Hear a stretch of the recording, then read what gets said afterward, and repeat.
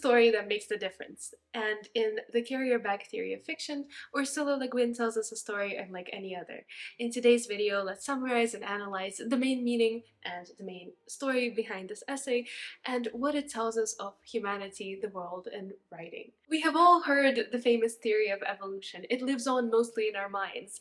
These images of cavemen running around with spears, making grunting noises to communicate, hunting mammoths, bravely conquering and dominating the natural world, and that's how humanity came to develop, not through anything else but through power, through conquering, and through force.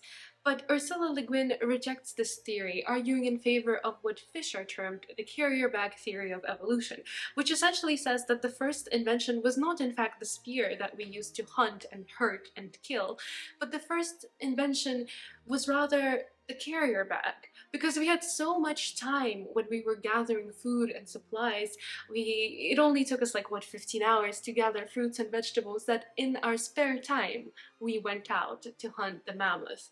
It wasn't the meat that made the difference in humanity's development, it was the story that we told from going out to gather the meat. But really, our first invention was not a weapon, but rather something used for helping us rather than hurting others. And stories are undeniably powerful because they help shape the community, they help shape the values that we hold, and going out to hunt that mammoth was the beginning of a very powerful story, because it's hard to deny the fact that it's very difficult to tell an interesting story about gathering oats, right? Like, a woman goes out with her child, gets some oats, gathers the oats, comes back, feeds her entire family, feeds herself, everybody's happy, the community moves on.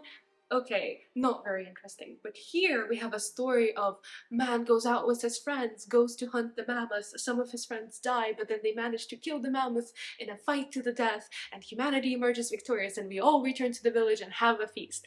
Now that's a story to tell. So really, it was this that made the difference in humanity's development and evolution, not the very fact that we began to kill and hurt and conquer the natural world and make it ours just to eat animal meat. We always choose the story that we think is the most interesting. That's why book covers that have bright, loud marketing invariably end up trending and popular.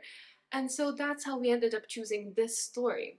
And that's why we think of cave men as those heroic, violent, conquer all and emerge victorious creatures that helped drive human evolution. This is why we've accepted the killer story, as Ursula Le Guin terms it. This is why we have accepted the myth that in order for there to be progress and for humanity to emerge victorious, we need to dominate. Ursula Le Guin explicitly rejects this, and she says that she doesn't want to make the spear the hero of this violent, interesting story. No, rather the true hero should be the bottle. The bottle as in not a wine bottle or gin bottle, but a bottle as in a container. And Virginia Woolf, when she wrote Three Guineas, she had her own idea of a glossary in which she called the hero the bottle. And Guin builds on this idea, and Le Guin builds on this idea and essentially says that the bottle that we use to sustain life, that is the very same container that the woman went out to gather oats in, to feed her child, to feed her family, to enable humanity to survive and not, not perish because of hunger, that should be the story that we tell, that should be the story that we drive forward. And by perpetuating the myth that violence is how humanity came to be to where it's at right now, that it's only by conquering all else and not leaving room for the domination of anything other than humanity that we can emerge victorious. It's because of this myth that we have many of the problems that we have now, and it's a false myth and it's a false idea. And this is the idea that she wants to go against in this essay, essentially.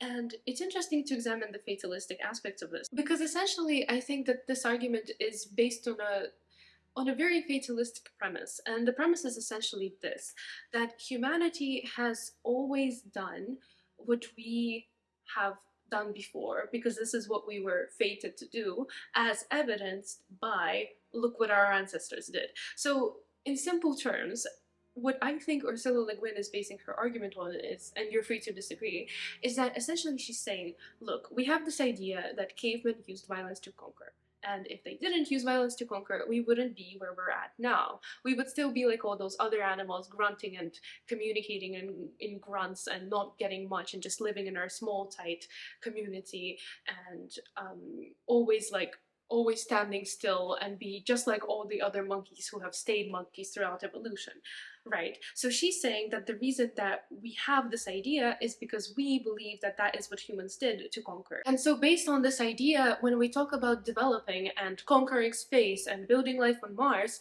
what we should be thinking about is exactly what those cavemen thought about, because we have always done what generations before us have taught us to do through the stories that we convey. So because of them conveying that the only way for progress is killing and violence and going out and hunting that mammoth, this is why we think that the only way to get on that spaceship and build it is through destroying something and building a cult of violence in the process. And so Le Guin says that there is an ingrained culture of violence, and she for one wants nothing to do with it, because it should be possible to move forward and progress through embracing the things that we have and making peace and kind of finding new ways of developing ourselves as a humanity without sacrificing things in the process. She thinks that this culture is defective and flawed, and she knows that some men will say, well, it's because you're subpar as a woman, you're incapable, you're by your nature not violent enough, you don't have enough testosterone to sustain this process, which is why you would always be beneath us. And that's very similar to the idea developed in Simone de Beauvoir's The Second Sex, where she says that women have been othered and kind of pushed onto the sidelines because of, well, exactly this, not going out and not pursuing opportunities so strongly, and, you know, not engaging in this cult of violence that we've pushed through in our stories. And Ursula Le Guin's response to this is, "Go on, say I, wandering off towards the wild oats with Oo in the sling and little carrying the basket. You just go on telling how the mammoth fell on Boob, and how Cain fell on Apple, and how the bomb fell on Nagasaki, and how the burning jelly fell on the villagers, and how the missiles will fall on the evil empire, and all the other steps in the ascent of man." And well, she does sort of have a point in this, that a lot of bad things have come from the violence. And she thinks essentially, and I think that this is not developed so much as it should have been, but well, it's only like a 5-page, 10-page essay. But it's only a really short essay. But essentially she says that, well, this is because we see that spear as that perfect invention of that perfect symbol of the journey of man, when really we should be seeing that bottle. Again and again we come back to the idea of the bottle, and finally we see why.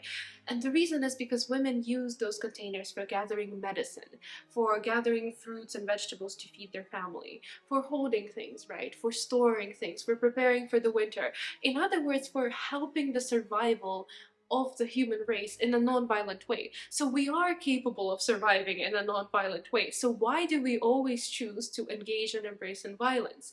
And she says that if that is what we associate with human culture, if we begin to associate that myth, that story that we pass on to our children as instead being one of the container, then maybe for the first time, if that's what it takes, then I'm a human being after all, fully, freely, gladly for the first time. In other words, she's done with the violence, and perception makes all the difference, and the stories that we tell shape our perception, in fiction at least. I'm not going to get into the practical aspects of what she's saying, but what then does this have to do with fiction? Well, essentially she's saying that the trouble is we've all let ourselves become part of the killer's story, and so we may get finished along with it. Hence, it is with a certain feeling of urgency that I seek the nature, subject words of the other story, the untold one, the life story. This is a question directly about moving forward to the future and thinking about the stories we're next going to tell our children. And that's exactly where the novel comes in.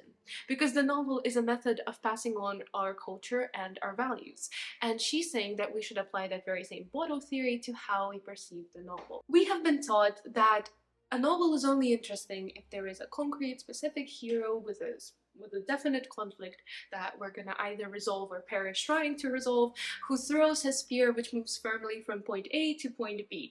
Essentially, the novels that we think are worthwhile are based around the linear narrative, the conflict, and the hero. And Le Guin disagrees with all 3 points. Essentially, she argues that 1, it is not all about conflict, 2, the novel needs not be linear, and 3, the hero need not dominate. And if we see the shape of the book as a bag, as a container, as a sack, then we will see why she argues in 3 arguments why this is not the case. So, and a bag of all things, a book is, because a book holds words. Words hold things, they bear meanings. A novel is a medicine bundle, holding things in a particular powerful relation to one another and to us. So let's address all this, bearing in mind that the novel is like a bag. Firstly, a conflict might be a key element, but the reduction of a novel to just its conflict, the reduction of a narrative to be all about that, is simply absurd.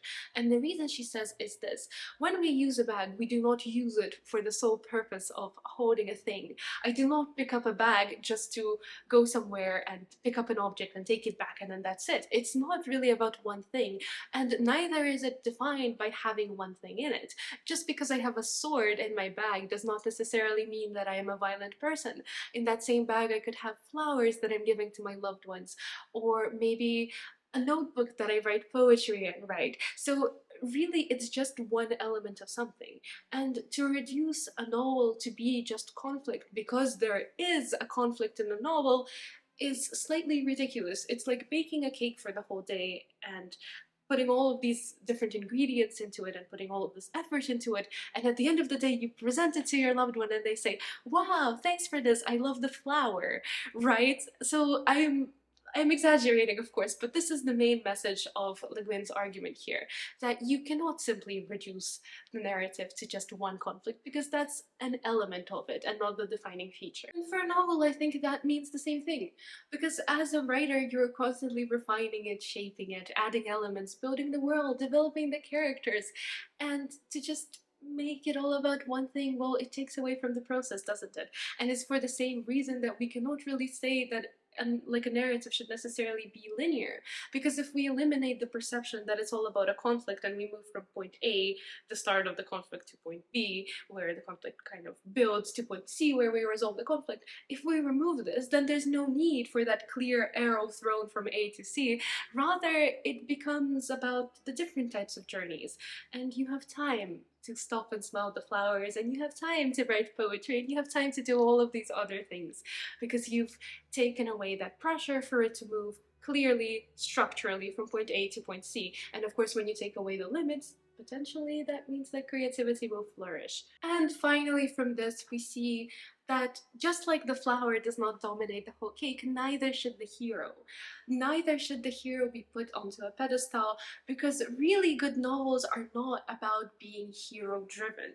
It's about the combination of all the different elements. It's about, yeah, sure, there can be a hero, but it's also about the emotions that that hero provokes. It's also about the actions that they do, the ways that they interact with people and the situations around them. So it's not just all about the hero, it's about the world you build, it's about the messages that you put into your novel. And Le Guin says that that is the key element of a good novel. It's not a hero, it's the people. It's the people that make the novel. And once you take away the hero, once you take away that need to put one person onto a pedestal, that's also when you see the absurdity in the pride and the vanity. And when we glorify that pride, that vanity, when we glorify one leader, when we glorify and we listen to the actions of one leader, well, certainly that seems more like a dictatorship, and certainly, of course, we are happy to engage in whatever he throws our way, when maybe we should be focusing on the community instead, and how the community can develop. That way, instead of blindly following one person who might have aggressive tendencies and go out and hunt that mammoth when we have, like, you know, coexisted with it, rather maybe we could cultivate the mammoth and use the resources that we gather in some other different way. So essentially that's like saying that just because a novel has a cool hero, that makes it the greatest novel in the world.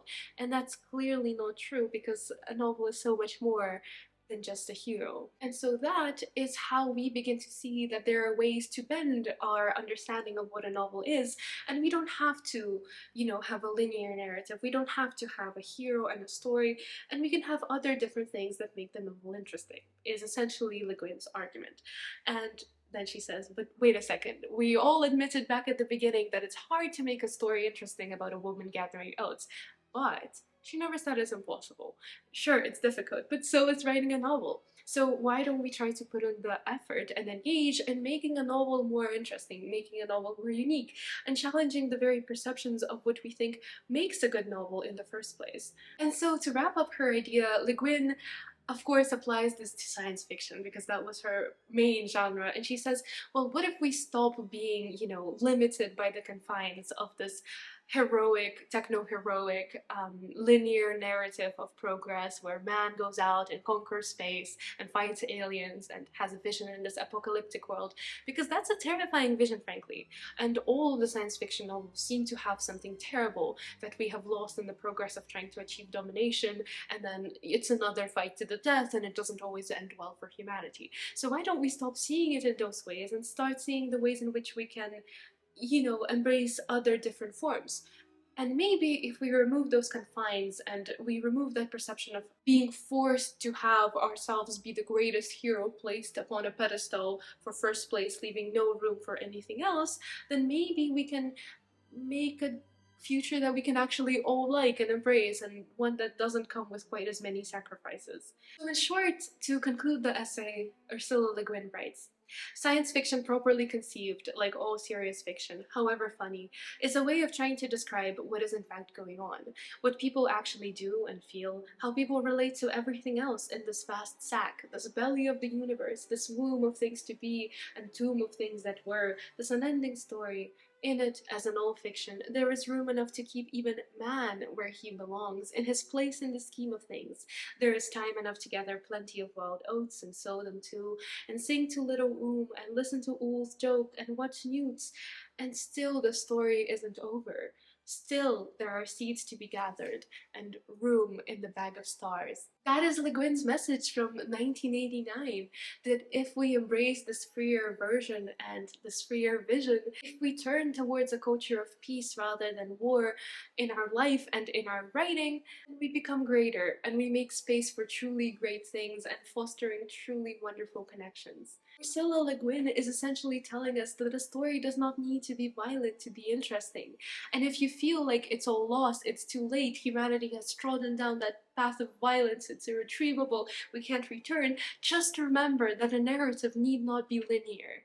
It can be circular. And yes, we've made those mistakes, but it's never ever too late to change our path and to bend it and to go about our lives in a different way. We can make space for good things, even if we did quite a lot of bad. And what a message of hope that is. And also, what a reminder that the novel does not need to conform and that the novel needs not be perfect.